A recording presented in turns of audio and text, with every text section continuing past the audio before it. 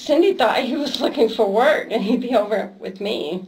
Okay, so there were times you guys would spend a lot of time together at your house. At the time, Cindy believed he was out looking for a job? Oh, yeah. And how do you know this? He told me himself. He told me. That Cindy thought he was out looking for work? Yeah.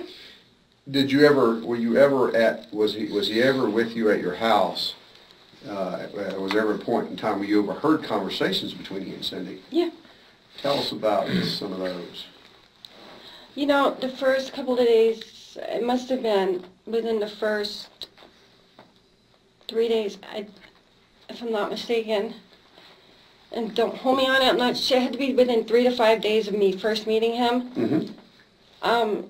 Cindy, I didn't meet her at the time, you know. Right. She was in New York doing either ABC or the Today Show, I'm not sure.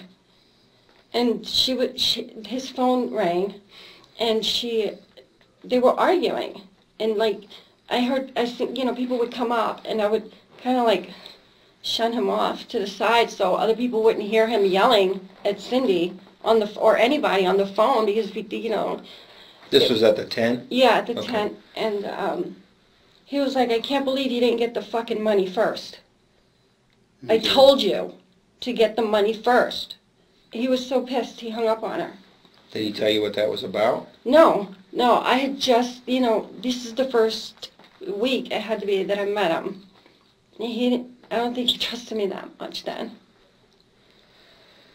But, you know, and I know that he would call the media and have them come, because he would do it. He would go into we had this little, I don't know, this box bin thing where we'd stored food, and people would come and bring food and stuff and treats or snack platters and stuff and drinks, you know, non-perishable things. And he would go in there, and I would know. I would see him. I would hear him call the guy from, I believe, Channel 4, the news media guy, and the female. He would call all the news people. Mm-hmm. And then I would go, and when I'd see the truck pulling in, after a while I'd say, you know, George, look. And he's like, no, it's okay, I called them. And then after a while I started thinking, wow,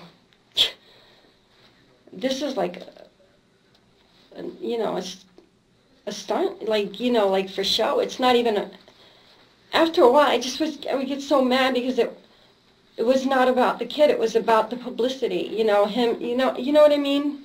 Like, but I would never talk. I was always loyal. I would never talk to anybody. Did he tell you what he thought happened to the child? Yeah. What did he say?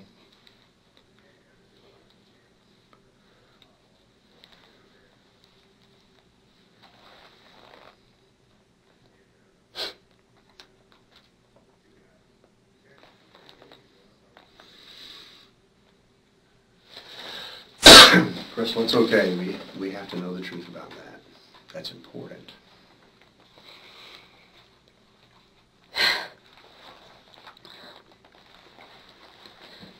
He said that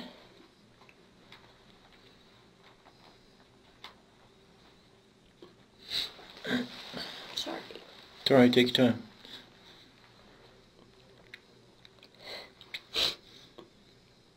He said that it was an accident that went wrong. And it just snowballed. And he said, you know how you tell a small lie? And he just tried to cover it up. But it just got really big. And it just went out of control. Did he explain it to you? Did he give you more than that? No. What type of accident? He was sitting on the couch in my house. Uh-huh. And I was sitting on the floor. And I understood that because I've done and said so many things in my life that I wasn't ashamed of. But I never thought it would escalate into something so big.